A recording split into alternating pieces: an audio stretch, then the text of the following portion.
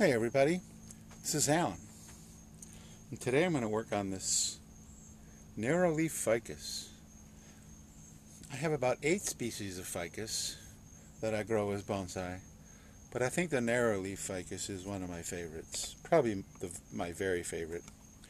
And it has some characteristics that make it so. One is that it has a tremendous number of adventitious buds.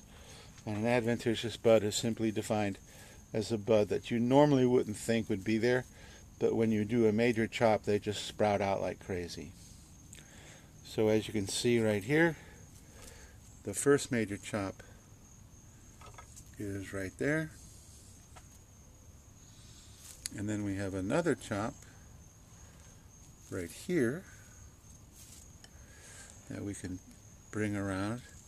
So we have a chop right there, and we've got all this growth that has come from those chops. Chop it way back, and then you'll get all this growth. So this gives you a perfect opportunity to choose whatever branch you want for your branching. So that's one thing I like about Ficus nervifolia. Another one is they have naturally small leaves, probably the smallest leaf in the ficus group, and I think there's about 800 different types of ficus, so that's a lot of trees. And so leaf miniaturization is not even an issue. Plus they're very tough. They can take very shallow pots. They can take a pretty drastic root pruning. And as long as it's the correct season, they will respond with new growth. And they're pretty easy to style. They also grow quickly. So if we look at this tree, from the last major chop, this growth here has now come all the way up to way up there. So it's a good 1.5 feet worth of new growth after the chop. And so today what I'm going to do is I'm going to take it back somewhere into here to begin getting more motion on this tree. And just like yesterday's pear speak, this tree is in a Sarah Rayner pot. And all the Sarah Rayner pots I have, I purchased in 1998 when I went up to Atlanta. And she was a vendor there, and I just absolutely fell in love with her stuff. I mean, look at the detail on this pot. It is just so amazing. Just gorgeous, absolutely gorgeous. To my mind, she's the best American bonsai potter that I know. Just exquisite pot. And this pot is perfect for this tree. Nervifolias can grow in a very shallow pot. They don't need a lot of roots. And a perfect example of that is the Jim Smith collection. And Jim Smith was my mentor. He really turned me on to a lot of how to grow bonsai in this area. Sadly, he passed. Now it's almost 10 years. But he had the foresight to donate his collection to the Heathcote Botanical Gardens in Fort Pierce. And I made a video tour of his collection, so I will leave a link at the end of this video so you can watch that video. And he's got trees with trunks as big around as the pot. And in fact, he's got trees with trunks 2 or 3 or 4 times the size of this pot. I mean, we're talking massive, massive, massive, massive nervifolias. Just incredibly impressive. So he really turned me on to these guys. And they're just fun to work. Because they do, you know that when you make a massive cutback, you don't have to worry, ooh, am I going to get any branching right there, you know, where I really want? With a narrow leaf ficus, the answer is yes. You are going to get branching.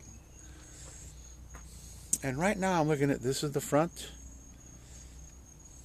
And if we turn it around, I cut off a huge root right here, which is why there's that empty space. And I think I'm going to chop off this root right here too, because if we look at this root here, it is just a circling root that, even though it's in the back, it's not going to really add to the design of the tree. So I think that's the first thing I'm going to do, is to take my concave cutters. And this guy's growing underneath an oak tree, so that's why there's so many leaves and stuff. And you know, if this tree is nowhere near show ready, but if it was, of course, I'd clean it all up. It does have a decent amount of moss. And my philosophy on moss is that the moss will show up just over time. Got a couple of little roots that are on top of the big root that I want to remove. And another thing about ficus is they have very soft wood, so it's pretty easy to chop through them. I have some ants in this tree. And actually I have a problem with ants in my yard. They just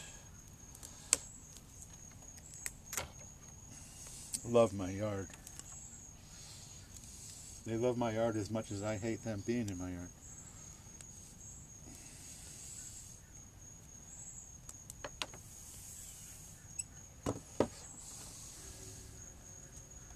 Seems to be unwilling to come. There we go. And I'm guessing, yeah, here's another piece right here. This piece is coming and growing back into the middle of the tree. So probably going to have to cut that off before I try to take the larger part.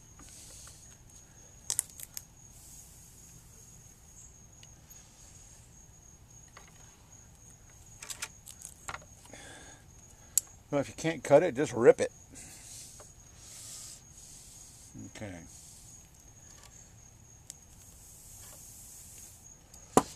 There are probably smaller roots coming from this big guy that are down underneath. So we can get up underneath it and chop those roots away. Should be much easier to remove. Okay.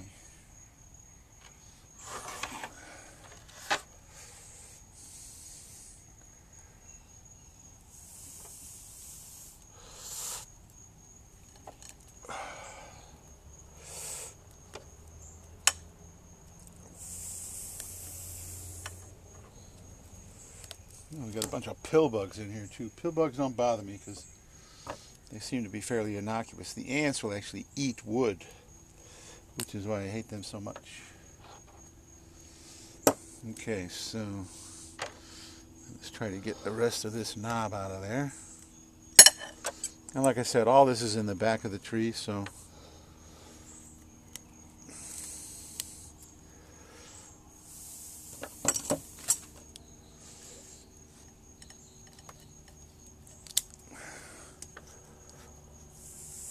there we go.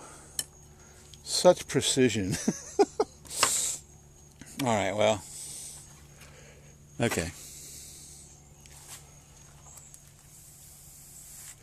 And I dropped my concave cutters, and they fell actually through the bench. So let's pick them up before I forget that I've even got them down there. And so now, the next stage is to chop part of the top off. I'm thinking of leaving a lot of these little shoots here so that they heal up the wound. And I don't know if you can see, but it is beginning to heal. This wound here has healed quite a bit because of all this upward growth that has added a lot of the vellum. And then it's interesting because every single adventitious shoot is pretty small except for this guy, which is really quite thick. And he's on the outside of this curve, so he could very easily make probably the first main branch. I don't have to have a first main branch at this curve here. I could very easily just let the trunk be clear all the way up to here. but I definitely want to reduce the top just to create more motion. This upward growing branch is also very what they call stovepipe, so there's just no taper. It does get a little thinner and thinner as it goes up, but no taper. So I'm going to create taper and movement by taking it off somewhere probably about right there. And then I'll be looking for this guy to form the new apex.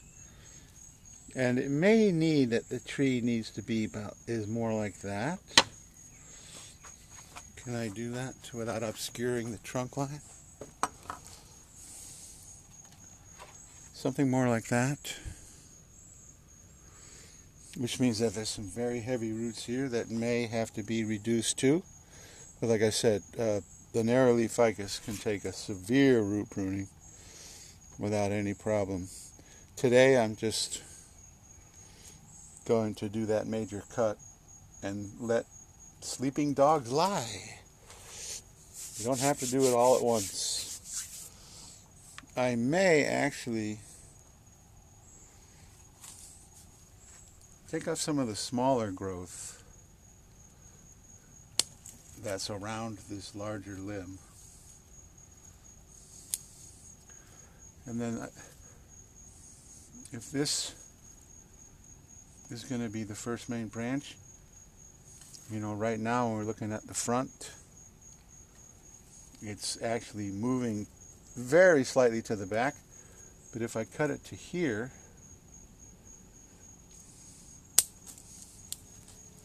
and leave this piece to grow now, it will be much more at the 10 o'clock and the 2 o'clock that I want.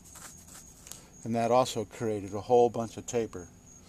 And the branch fell underneath the bench also. But if you noticed, it didn't have any taper. So this will have taper and movement. So I want taper and movement in my tree, but also in my main branches.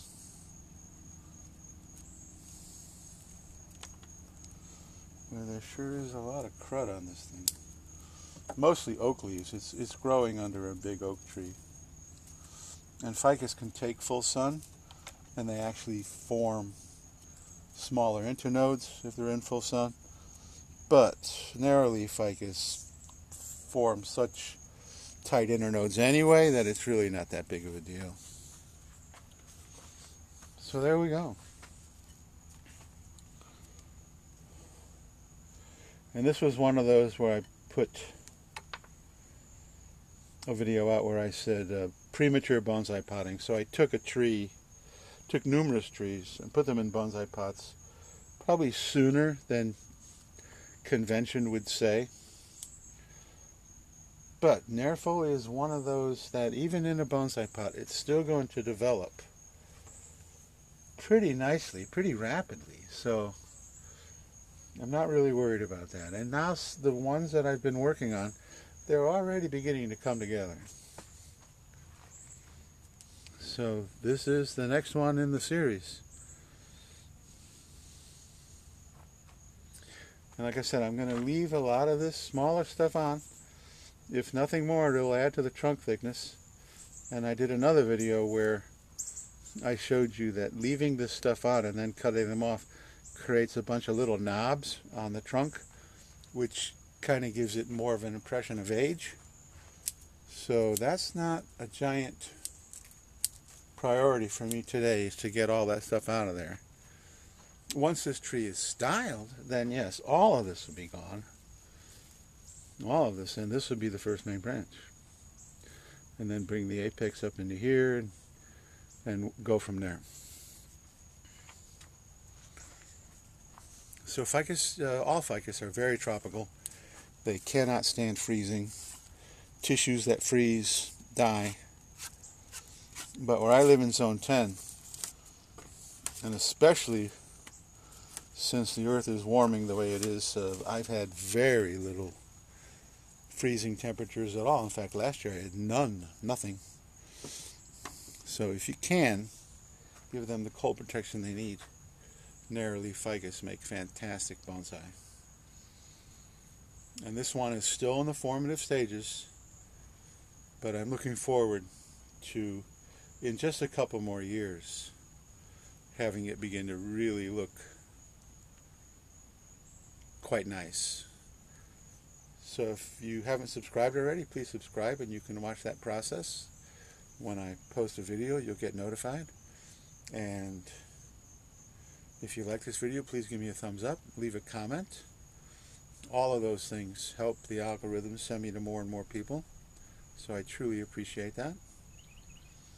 And that's it for today. Narrow-leaf ficus. One of my favorite, if not the favorite, ficus species that I grow as bonsai. So thank you so much for watching, and I will see you in the next video.